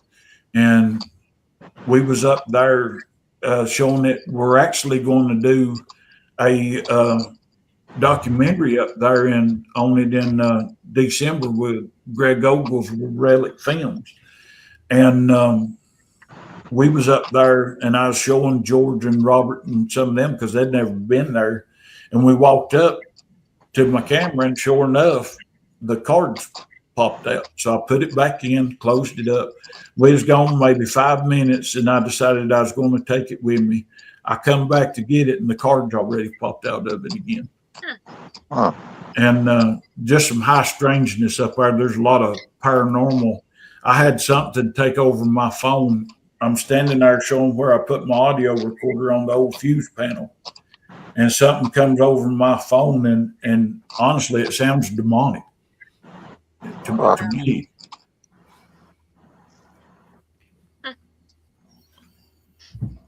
All right, it looks like we're at 9 o'clock. Tim, what I want to do is I want to have you come back on again, and okay. If anybody wants to get a hold of you, how can they do so? You can get a hold of me and on TikTok is Tim Dills 13. On YouTube is Tim Dills 13. On email is timdills13@yahoo. You can catch me on Facebook, and I look like I've got on a tie-dyed shirt and cornrows, so that's Robert Effer playing with AI. So. But you can get a hold of me on there, and if you want my phone number, it's on there too. You can get a hold of me, text me, whatever you want to do. And NCI is still on Tuesday and Thursdays, correct? Yeah, NCI, we do live shows on YouTube on Tuesdays and Thursdays. We start at 7 o'clock and usually go for about an hour and a half, somewhere around in there. But we do everything live. We try to answer all the questions people have and all of that, and have some great guests. I mean, we've had some phenomenal guests here lately. Is this you, Tim? Yep, that's me. I can't really see it too good. You have to send it to me. Dave, I'm sure you've seen it on your Facebook as like people you may know a couple times. Jim, I've seen that picture a couple times. I'm like, who's this wrestler? They made it, and then Miss Rachel said, "I dare you to put that on your Facebook picture," and I was like, "Don't dare, redheaded stepchild, because I'll do it." Pretty badass, though. But I usually have a military cut, but I'm letting it grow out. I'm trying to get me some cornrows started. Not really. Not really. That would be cool. Wow. All right. So, man, it's been a good night. Yeah, we definitely want to bring you back again. I'm sure you have so much more to share. wish I would have remembered. Well, let's do that, and then we'll close it out. I went to the story about when you put your audio recorder out, and the juvenile Bigfoot sat there and snapped the. 5 hours sitting there snapping twigs at my audio recorder, and I had to listen to 5 hours because when you pull it up, every time it would break a twig, it little check mark, and for about 2.5 hours, it sat there, maybe 3, but it sat there, snap, snap, snap, snap, and I'm Sounds like a teenager. He's messing with you. and yeah, and then you hear a big wood knock, and it stops, and I was like, all right, that pesky little thing, and it come back about 4 or 5 hours later. It comes back, snap, snap, snap. But in a way, it's interesting because you catch a small one interacting with you. So I'm sure it was a small one because when the wood knock happened, it stopped just like that, just like it was Mama saying time to go. So but when I was checking the audio, it wasn't no fun. Now to look back, I'm glad that it did, just to know that I had a young one interacting with me. But Lord mercy, do something besides break twigs. I mean, say howdy, hoop, holler, scream, do something. Yeah, I'm getting ready to go from here to Monsters Unleashed. Oh, cool. Okay, so anytime you have something you want to promote, be sure to send it to me. I'll put it up there for you. Okay. Tim, thanks again for being on tonight, and Chuck, thank you also. And you guys hit me up and friend us on Facebook, and we'll keep up. And if you're ever down this way, I don't know where you guys are from, but if you're ever down this way, we'll hit the woods and go squat. We're from Baltimore, so let me just tell you this real quick. It's refreshing that somebody else says water like me with an R. Not water. What is that? I can't say my the son right way. makes fun of me when I say water. I say water and washing machine. I can't say it the correct way. That's the way you are. You're saying it the correct way. Washing machine and water. That's washing machine. Yeah, without an effort, it's going to come out better. I have to really slow it down in order to say wash.